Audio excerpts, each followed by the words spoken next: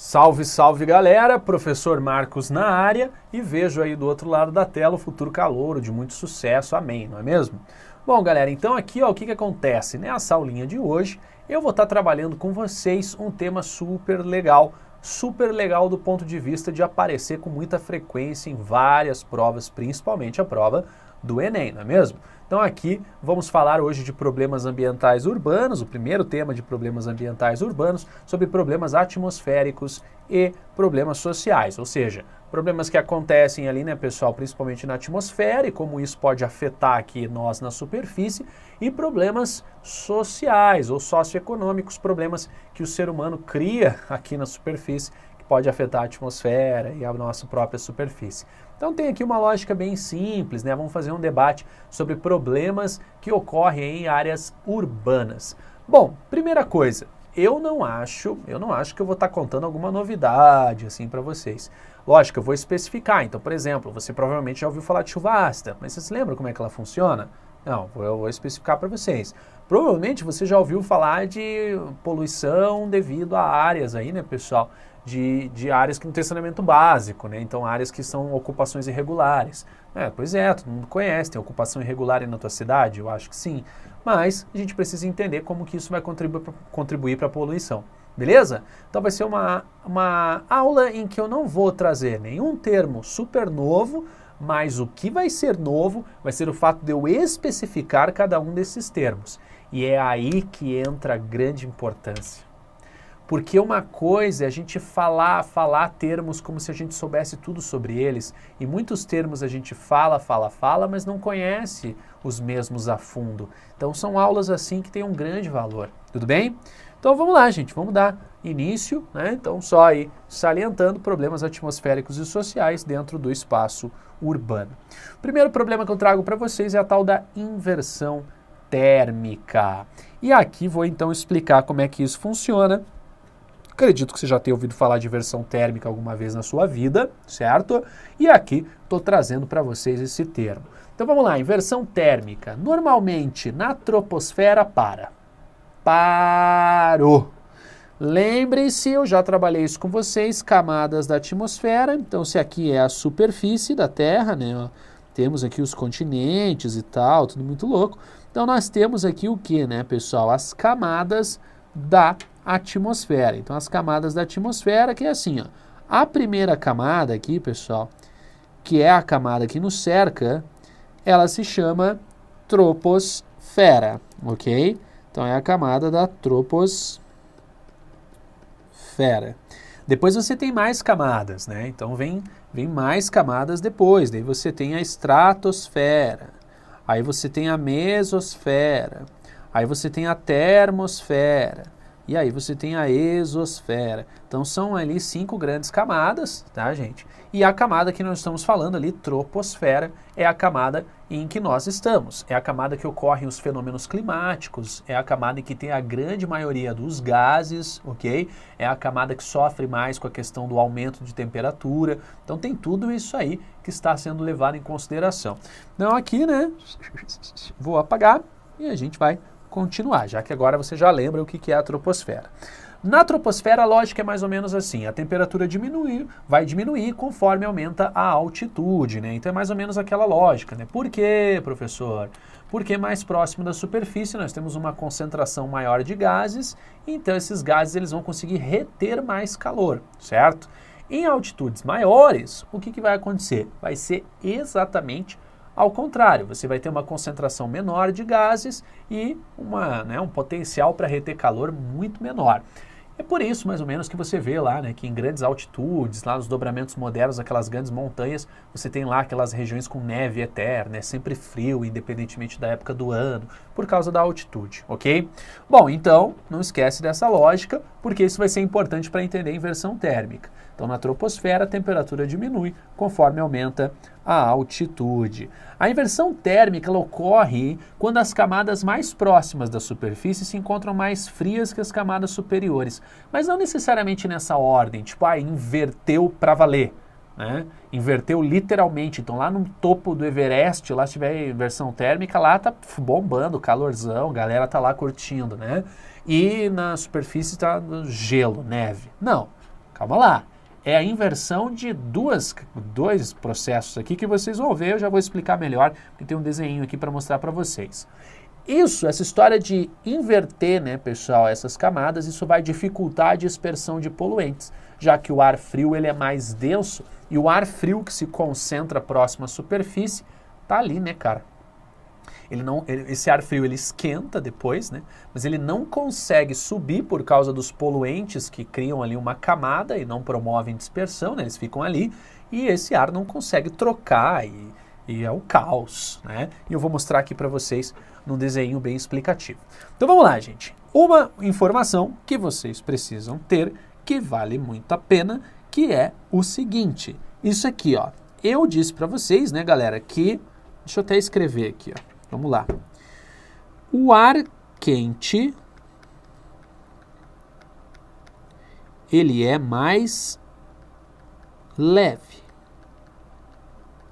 certo? Aí aqui vou eu e vou dizer para vocês que o ar frio, ele é mais denso. Então, pela lógica, o que você tem, né, num fluxo normal? Aqui rola o seguinte, quanto maior a altitude, né, pessoal, menor a temperatura. Porém, veja só que interessante, como o ar frio é mais denso, ele tende a trocar de lugar com o ar quente. Então existe a ascensão do ar quente. O ar quente vem, ele ascende, então ele vem para cá, ele sobe, né, porque ele é mais leve, e ele vai trocar de lugar com o ar mais frio que desce. Porém, esse ciclo não para, porque quando o ar quente sobe, aqui em cima ele esfria, certo? E quando o ar frio desce, aqui embaixo ele esquenta, principalmente em áreas urbanas, né, onde tem uma retenção muito grande de calor. E isso vai rolando uma troca, né? Isso vai sendo, na verdade, um grande fluxo que é benéfico para quem vive na área urbana. Por quê? Porque daí os poluentes que vão se concentrando no ar quente, eles são dispersados, então você tem a renovação do ar com uma certa frequência. Ah, mas seria maravilhoso se assim de fato fosse. O problema é que a quantidade de poluentes é tão grande que nós temos um processo de inversão, como a gente vê na imagem da direita. O que acontece? A concentração de poluentes, ela é cada vez maior, né? Então vou fazer aqui para vocês concentração de poluentes muito grande, que vai acabar criando aqui uma grande barreira, pessoal. E essa barreira, né, ela vai impedir que o ar frio, ou que no caso o ar frio que desceu, ele possa subir como ar quente, né? Então beleza, ó, fica aqui essa camada de poluentes e tal.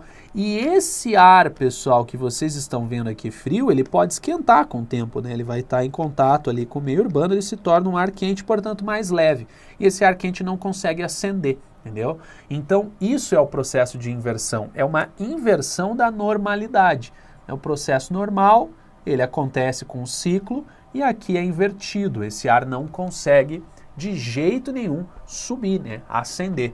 E esses poluentes ficam ali, né, ruim para você que vai estar respirando um ar cada vez mais poluído. O que salva a pátria aqui, né, pessoal? É a precipitação, né? Então o ideal é que chova, para que a chuva, chegando até esses poluentes, consiga dissolvê-los e depositar esses poluentes de volta ali na superfície, né? Devolvê-los aí para onde eles vieram, certo? Então isso é que salva a pátria, mas se não chover, fica bem difícil mesmo de você conseguir, pessoal, ter um ar aí puro para respirar. Bom, independentemente do momento, porque assim que parou de chover, o ar que você está respirando ele já está se poluindo novamente, né? Já que as indústrias, as fábricas e os veículos não param. Lembre-se que esses poluentes, eles derivam basicamente disso, né? De ações que são ações que realizam queima, né? Que realizam essas trocas gasosas aí. Beleza? Bom, gente, agora eu vou trabalhar com vocês aqui a tal da chuva ácida, velho.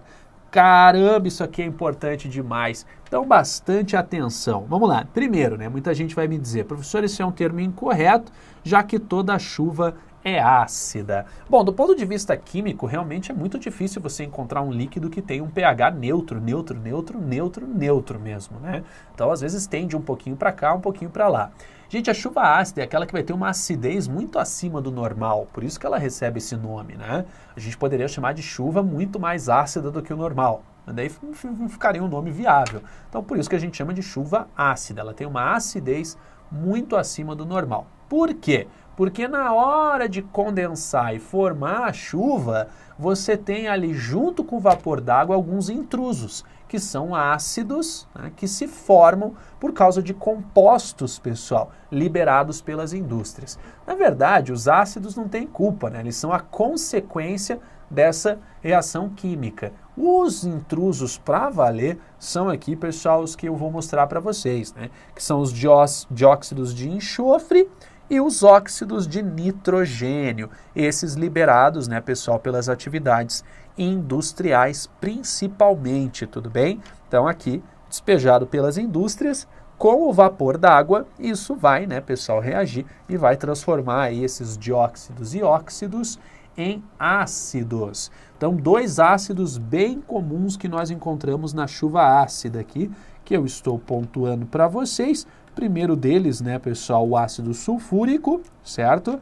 E o segundo ali, o ácido nítrico. Aí você fala, caramba, o ácido sulfúrico é aquele que tem um altíssimo poder de corrosão. Nossa, então a chuva ácida deve ser um negócio muito louco, cara, que vai caindo, vai derretendo as coisas. Não porque não está chovendo, né, pessoal, ácido sulfúrico, mas existe ali na composição da água um percentual pequeno de ácido sulfúrico. É uma dissolução, não é mesmo? Não é o ácido puro que cai. Aí seria altamente catastrófico, não vou negar, certo? Mas o teor ali é dissolvido na água, pessoal. Tem muito mais vapor da água do que dióxido de enxofre, por exemplo. Beleza? Então ali, né, galera, precipitado em forma de chuva, o ácido sulfúrico e o ácido nítrico, mais a água, ok? Então é bom pontuar aqui mais água, que tem bem mais água do que ácido, senão, obviamente, a chuva ácida seria, tipo, catastrófico, assim. Beleza? Seria o fim da humanidade, né? Porque isso ia praticamente derreter e matar todas as plantas do mundo, a gente não ia ter mais processo de fotossíntese, o planeta ia virar um grande deserto, você não ia sobreviver, eu não ia sobreviver, certo? Então, também a gente tem que pensar na lógica ali, é uma dissolução, ela não é tão grande assim. Porém, veja o que temos aqui no quadro azul, está dizendo ali que a chuva ácida pode danificar estruturas que estejam sempre expostas, como prédios, carros e monumentos. Os seres vivos, como a vegetação e seres humanos, também podem ser afetados, principalmente a formação vegetal, que está exposta sempre à chuva e que absorve essa água da chuva porque precisa da água, não é mesmo? Nós, seres humanos, a água que nós absorvemos, né, a água que nós tomamos, é uma água tratada e ela não tende a ter alto nível de acidez, ok?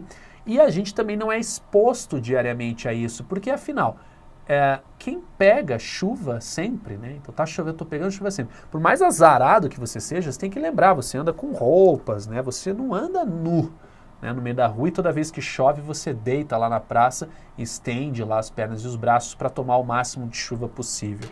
Se essa for a tua realidade, com o passar dos anos, a chuva ácida pode sim estar afetando, pessoal, o funcionamento do seu corpo, assim, mas afetando para valer, né?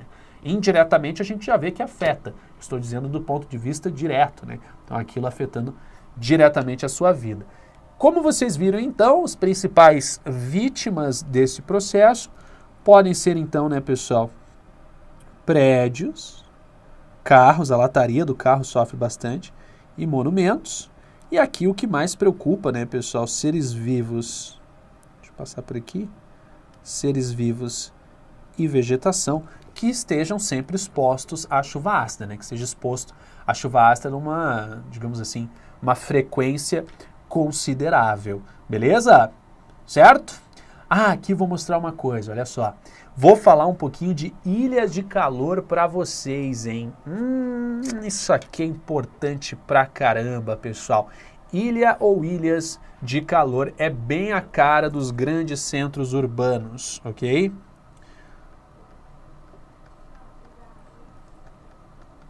Por aqui, ó. Bem a cara dos grandes centros urbanos. E é um fenômeno limitado aos grandes centros urbanos, ao contrário da chuva ácida.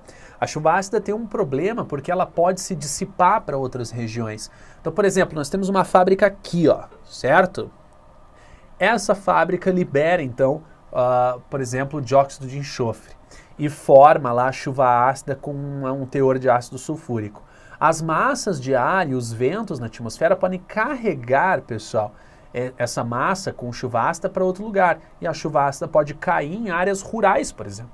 Pode cair em áreas que não tem zero de industrialização, mas a chuva ácida ali afeta. Inclusive é por isso, né, galera, que a gente fala que a chuva ácida é um fenômeno que conseguiu transformar todo o espaço do mundo em espaço antropizado, né? Que o homem já alterou, diretamente ou indiretamente. Se o homem não esteve lá, não pisou lá e alterou, a chuva ácida já chegou lá e criou alterações, certo? Agora, quando eu falo de ilhas de calor, não. Isso aí é um fenômeno limitado aos centros urbanos. E quanto mais urbano for o centro, mais a ilha de calor age, ok?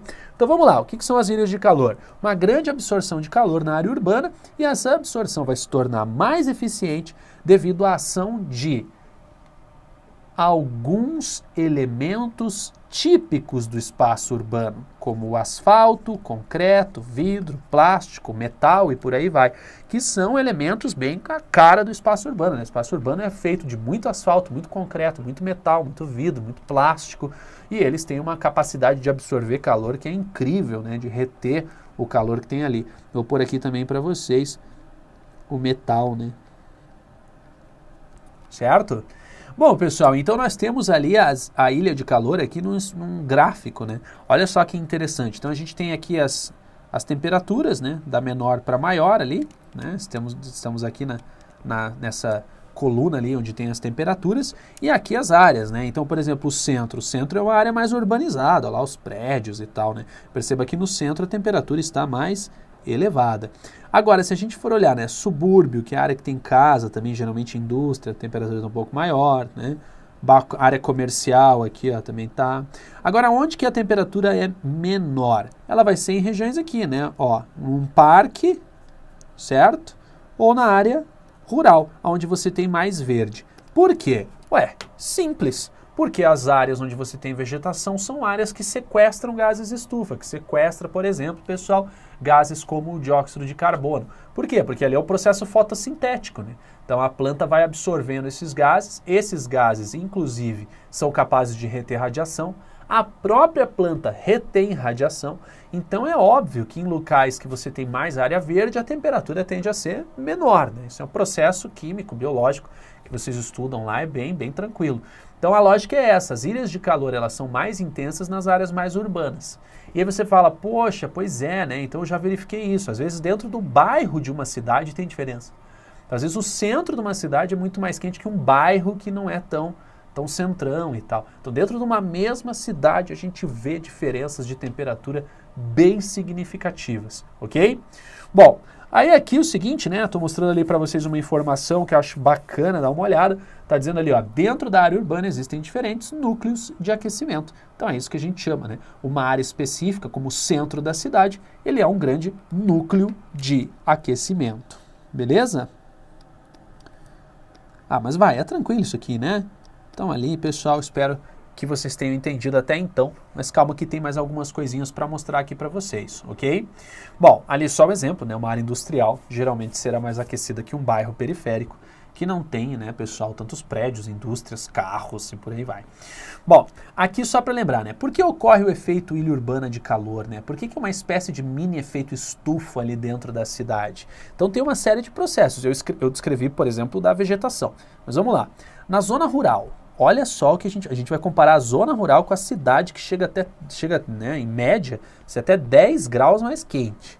Então, pô, nós estamos falando de um evento verdadeiro, né, cara? O troço acontece mesmo para valer. Então aqui, ó, zona rural. A absorção e retenção de calor, ela é muito menor na zona rural, o que é uma vantagem, né? Então absorve menos calor e vai reter menos calor muito por causa da área verde, ok? Uma etapa que explica muito isso está aqui, ó, a transpiração das plantas e a evaporação da água do solo. Na área urbana, né, pessoal, isso é muito menor. Primeiro que você tem menos plantas, então a transpiração é menor. E essa evaporação da água do solo nas cidades não fica porque a água não fica retida no solo, ela infiltra, né? Aqui, né, pessoal, no campo, você tem uma transpiração que acaba sendo muito maior, então isso vai deixar a região mais fresca. E por último, a questão da penetração da água, que na área urbana ela tende a infiltrar devido às áreas de banheiro, de bueiro, né? Banheiro, eita nós.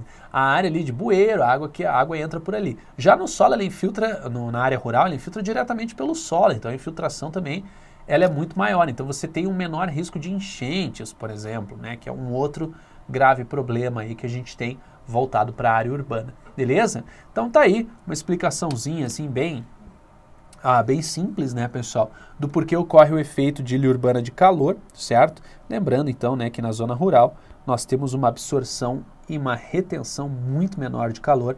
Então, absorve menos calor, libera, né, pessoal, muito mais calor do que na cidade, onde o calor fica preso ali e vai aquecendo aquela região. E como disse, né, pode chegar numa área central da cidade até 10 graus mais quente do que numa área isolada ali, né, pessoal, uma área mais rural. Tudo bem? Vamos lá então, dando sequência? Aqui é o seguinte, vou falar de alguns probleminhas aqui para vocês, pessoal. A gente vai, né, vou conversar aqui um pouquinho com vocês sobre alguns problemas que geram também muita poluição. O primeiro deles será a ocupação desordenada. E a ocupação desordenada reflete, né, pessoal, naquilo que eu já comentei em aulas anteriores, na formação de favelização, certo? Favelização, que é um grande problema, porque a favelização nem sempre, pessoal, apresenta, por exemplo, saneamento básico. Então pode ter lá o esgoto sendo liberado no rio, pessoal. Então aqui, ó, vou fazer o saneamento básico aqui, ó, né? Com uma descurtida aqui, ó. Parece aquela mãozinha do Mickey, né? Com uma descurtida, né, pessoal? Porque nem sempre vai ter o saneamento básico. E aí aquela história, né? A água que chega ali a gente não tem garantia se ela é tratada ou não é. A gente não sabe, né, se o esgoto está indo para o local correto. A grande tendência é que não, porque aquilo é uma área de invasão. Então não teve nenhum apoio do Estado, né, na ocupação dessas regiões. E ali, né, galera, ocupação desordenada, ela também pode estar ligado, pessoal, aos cortiços. Lembra que eu expliquei isso, gente? Quando eu falei, por exemplo, de áreas que são ocupadas, mas áreas que já existem. Então, um prédio, uma construção abandonada, um prédio, um galpão, o pessoal vai se instalar ali. Também, né, a região não tem água tratada, não tem esgoto, a construção nem foi terminada, né? Qual que é a garantia de que tudo aquilo ali vai estar funcionando direito? Então, essa ocupação desordenada implica diretamente na poluição, porque a gente não tem a garantia de que o lixo produzido ali vai ser destinado para o local correto. E aí já viu, né, o problemão é muito grande mesmo. Bom, então tá aí a ocupação desordenada. Falar um pouquinho então dos resíduos sólidos e líquidos, pessoal. Aí a gente entra naquela questão, né, galera, do lixão, que eu já tenho, né, também, né, vou até inclusive depois comentar um pouquinho mais para vocês aí em outra aula. A gente vai falar do problema do lixão, que também merece aqui uma descurtida, né? O lixão não é um negócio legal, ok? Cara, que descurtida estranha, né? Esse dedão estranho. Mas enfim, né? Tá lá só para entender que o lixão é algo ruim. Então, para você ter certeza, eu vou fazer uma carinha triste aqui, ó. Agora você sabe que ele é ruim. Então, pessoal, os resíduos sólidos e líquidos despejados em lixão é horrível. Lembra por quê? Vocês já viram isso lá em biologia, por exemplo? Vou comentar duas coisinhas bem breve, porque depois eu vou falar mais na próxima aula. Mas assim, ó, por exemplo, primeira questão.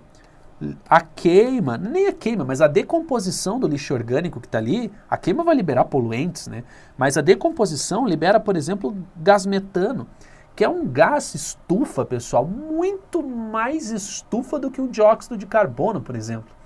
E aqui a decomposição vai liberar um líquido que vai infiltrar no solo, e esse líquido ele é chamado de chorume, que ele pode, né, pessoal, poluir o solo, ele pode poluir o lençol freático que tem ali abaixo. Então o lixão é um desastre ambiental, sem dúvida alguma. É bom lembrar que no Brasil existe, né, pessoal, uma lei que é vinculada à Política Nacional de Resíduos Sólidos. Repito, Política Nacional de Resíduos Sólidos, que desde 2014, né, pessoal, já acabou o tempo de adaptação a essa nova política, em que os municípios eles não podem mais ter lixões em funcionamento, né, pessoal? Todo e qualquer lixão no Brasil hoje é ilegal. No lugar, você precisa ter um aterro sanitário. que não vai, de jeito nenhum, permitir a liberação de gás metano na atmosfera, pois ele vai ser coberto, e ele não vai permitir a infiltração de chorume no solo, pois ele tem que ter uma manta de PVC ou uma lona ali, um material impermeável para não deixar o chorume passar, tudo bem? Então isso aí, como eu mostro para vocês, os resíduos sólidos e líquidos implicam em seríssimos problemas de poluição, ok? Vale a pena você dar uma olhada na Política Nacional de Resíduos Sólidos. Certo? Segue a dica. Vamos lá, próximo, a poluição dos rios. Eita, isso aqui é ruim, hein? Isso aqui é ruim. Quantos rios que eram rios e hoje a gente fala que viraram verdadeiros esgotos a céu aberto? Não é difícil, não é? Então aqui uma imagem do rio Tietê, por exemplo, né? Que já chega muito poluído em regiões ali do interior de São Paulo. Opa, só voltando aqui, falando da poluição dos rios, né, pessoal? Então tem a ver também com destinação do lixo, né? Então isso volta lá ao primeiro problema que a gente citou, né, pessoal? Que é a ocupação desordenada, eu não tenho a garantia da destinação correta do lixo, ok? Então a destinação do lixo incorreta. Agora só para lembrar, viu? Só para não parecer que eu estou associando favelização com sujeira, que é bom lembrar, e isso já foi comprovado inúmeras vezes por reportagens e estudos, que algumas regiões de São Paulo, por exemplo, no bairro do Morumbi, que é considerado um bairro, né, pessoal, de classe média alta até, casas bem bonitas que o esgoto está sendo despejado no rio, que passa ali atrás da casa. Então, assim, não é uma questão financeira. É lógico que áreas menos estruturadas tendem a ter, pessoal, maiores dificuldades de promover um saneamento. Agora, tem regiões que são todas bonitonas e tal, mas também está jogando ali, pessoal, esgoto diretamente no rio. E o resultado é isso, né? As nossas águas superficiais completamente poluídas, o que é um desespero, porque nós precisamos dessas águas, principalmente para o abastecimento, pessoal, nas cidades. Essa água que você toma aí, ela é uma água tratada que vem de um rio. Quanto mais poluído for esse rio, por mais etapas de tratamento essa água vai ter que passar e mais caro vai ficar.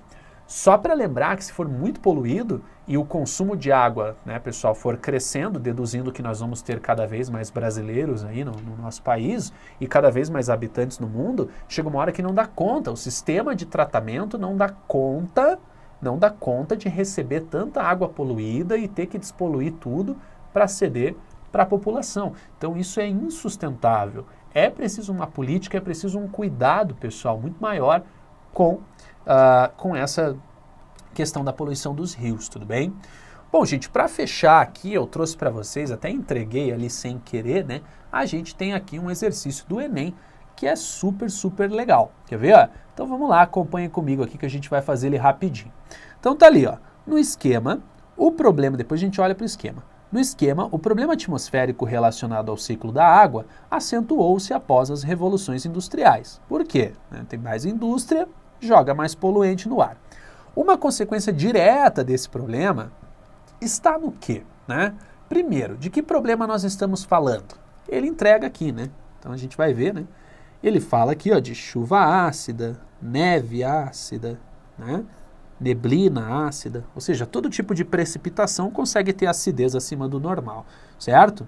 Então aqui a queda de partículas, que ele chama de precipitação seca, né? Que são esses poluentes que também vão ser despejados, certo? Tudo isso vai gerar um monte de problema. Por exemplo aqui, né?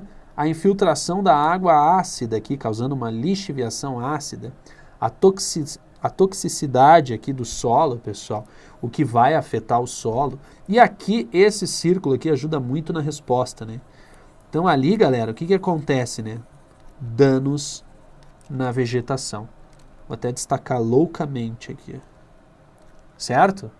Vamos lá. Então, um problema, uma consequência direta desse problema está o quê? Na redução da flora. Certo? Não tem nada a ver com a elevação das marés, isso é um processo gravitacional. Não tem nada a ver com a erosão das encostas, isso é um processo até natural. A laterização dos solos, ela vai ocorrer com ou sem chuva ácida, ok? E a fragmentação das rochas é um processo também natural. Então é a redução da flora devido aos danos causados na vegetação. Certo? Então, gente querida, é isso, fico por aqui. Espero muito, pessoal, que a gente esteja junto aí nas próximas aulas, porque tem bastante coisa boa pra gente comentar. Tudo bem? Grande abraço e até a próxima aula.